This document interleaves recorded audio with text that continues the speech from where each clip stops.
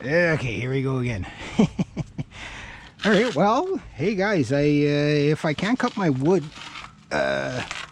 properly, I was just talking to one of the young lads. What's going on with my seat? Oh no, did I just blow a seat?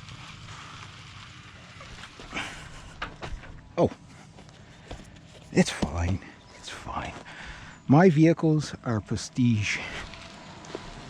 But anyway, Mr. Gee, I just saw a quarry and I'm like, how much per cord of wood? He goes, depending on how much and where it's going. I said, well, for me, probably could be up to, depends on how much I get cut, right? So if I might cut 4, I might cut, you know, I might need between 10 and 12. He goes, well, for you, I'll give you a good deal. So I'm like, okay. Worst case scenario. The biggest problem is what he was saying. He goes, well, Reg, he goes, you're cutting right now. He goes, if you don't pile it up right away, it's going to mold. And he's right. I've dealt with wood piles.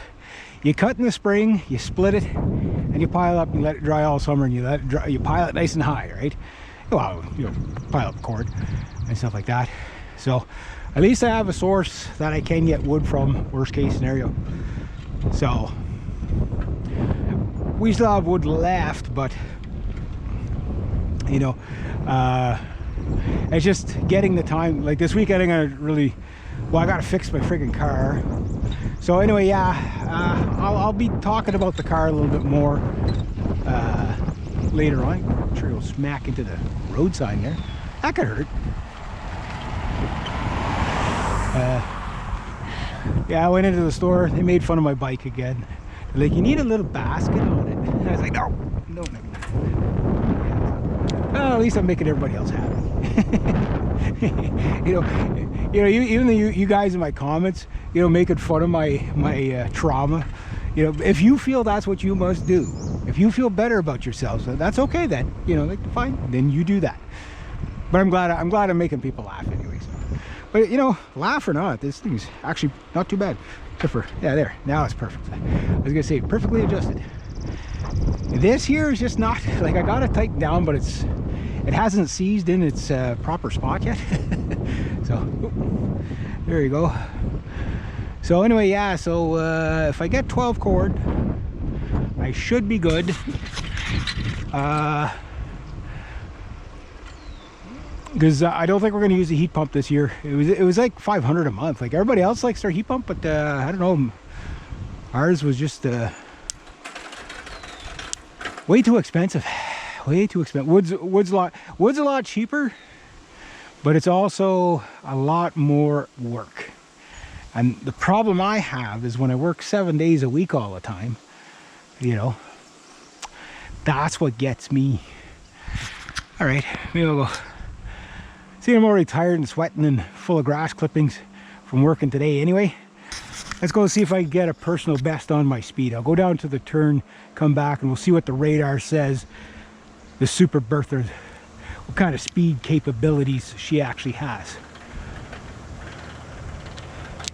There we go.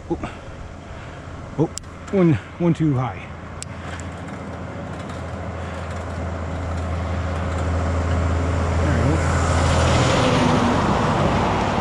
Clam truck. It's Mr. Clam. Not sure, but it feels like my knees are not in the right spot. I think the seat needs to go back a bit. It's like the bars are good. The seat is good. Like my pelvis is not porpoising. If you're porpoising on your bike, meaning like, you know what, you know, your my extension's okay.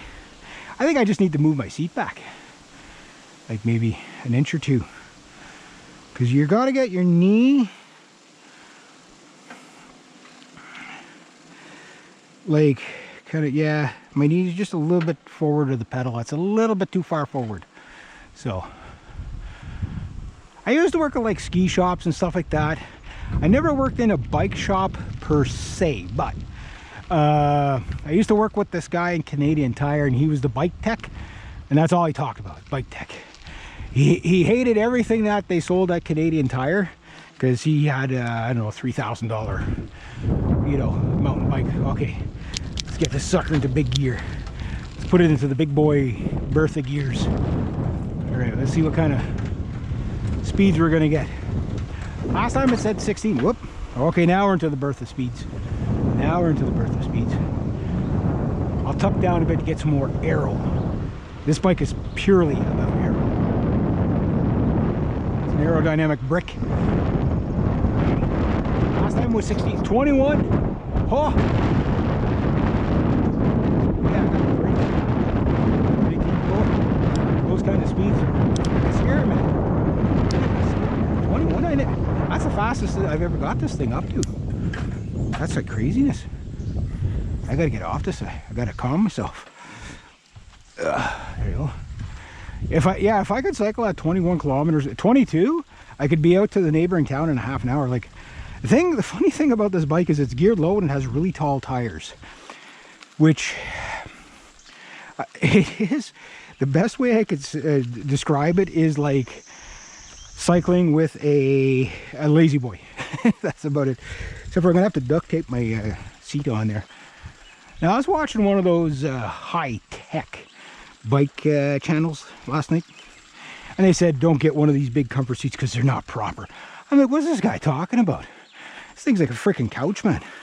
If you adjust this properly, right, trust me, you will, like, you don't have to go buy $150 bivy pants. You know, it's like, okay, there's like 3 inches of padding on that. If your ass gets, you would have to sit on this thing for 20 hours before your ass would get sore. You know, like it has like the ass coverage of this thing. The one thing is I do have to move back. There's like 0 weight on my shoulders, 0 weight on my wrists. So I know that way I'm good. But on the knees, I feel like my knees are just a little too far forward. So one more adjustment on this thing and the Super Bertha will be fitted to perfection. Yeah, I'm ready. I'd love to do the Tour de France with this. I'm kidding. You'd have to be insane to do the Tour de France on anything. Like, people die doing that, right? It's what, 300 kilometers or 3,000 kilometers in I forget how many legs. Like, it's you know, like there's people like they it's like there's people that have went into the Tour de France and they've like basically deprived their body so much to get their weight down that they can't complete the race, and the medics have pulled them off the race. And because they've done that, like they go into like a major depression, whatever. Like they even committed the self-deletion button just because they couldn't compete, because they take it so serious. They're so fanatical, right? But I would do that on this. Yeah. Would that even last 3,000 kilometers, Tour de France? Yeah, give me $1 million, I'll put that sucker into the Tour de France. I don't care if I come in last. Oh yeah, and the what you call it, the entry fee. I can imagine that thing be like, imagine what the entry fee is to race in the Tour de France. Like, it's all teams, eh? Yeah. I put my Bada Chia in there. One of the commenters, you're like, yeah, I researched the bike and I came up with your video from 3 years ago. I guess it must have been about 3 years ago that I got the Bada Chia. But yeah, I would love to see that thing riding again, because I know that bike's going to be fast. This one, I did have it riding with those wheels, but it's very sketchy. What I gotta do is find a used bike shop and just say, hey, just make it function. I would do 100K on this as a, you know, for like a ride for cancer or something, just because the guy who used to own it, I used to know him and went to school with him and stuff like that. And when I found this thing in the dump, as soon as I seen it, I knew, I was like, oh, that's Bucky's old bike, because he used to come up here and visit me from time to time, and I just lived at the other end of the town. And I think he passed away about 10 years ago or whatever. I think, I mean, he could still be with us, but I'm pretty sure he did pass away. And so I'd love to get something like this, you know, just in the condition it's in, no aero, nothing, just get good reliable tires, good reliable brakes, maybe put a new chain on it. You know, and everything else is fine. Like, it did ride last year, just it didn't ride very well, that's all. So the problem I have is these old bikes are like 10 speeds and stuff like that, and everything else is now like finding a 10-speed wheel is a lot harder than, say, a a 15 or a 16, like everything's like wider, right? So you can't get the axle on. And the other problem I get is because it's so wide in the axle, you can't line your tire up quite straight enough. You're over too much and you rub on the frame. So you need that smaller cassette in the back to be able to get it. Like, I'd put this as a 10-speed. I'd probably see if I can get mountain bike gearing on it, just to, because it isn't going to win any races. So I'd rather have it easy to pedal. You know what I mean? But that sucker, I bet you I could, if I was in the like 20 years old, you could put me up with that old bike, just with, I think those are probably what would be equivalent to a 650 wheel. But by 25, those wheels there, they're much bigger than that. I think those are 28s or 30s or whatever. I'll have to look at them again. But anyway, I bet you if I had like 25 millimeter wheels, 650s or whatever, and I was like in my, like, say between 22 and 29, that's where I did probably most of my biking. Never competitive or like that. But I mean, like the old bikes like this, you got to work a little harder. But on the flat there, yeah, like I'd get into a tuck. My buddy and I, my roommate and I would be going. He had his bike, and we got them down, like the Norco, I got it down to something like 14 pounds, or it was like 24 pounds, and then we got it down to somehow by just finding all these aluminum parts and everything like that, and the odd carbon fiber part that would fit, and just, you know, ripping everything else off of it that we didn't need. And I got it down to that, and like we'd be brand new bikes, you know, we'd blow by these guys, and they're like, and you know, these guys were trying.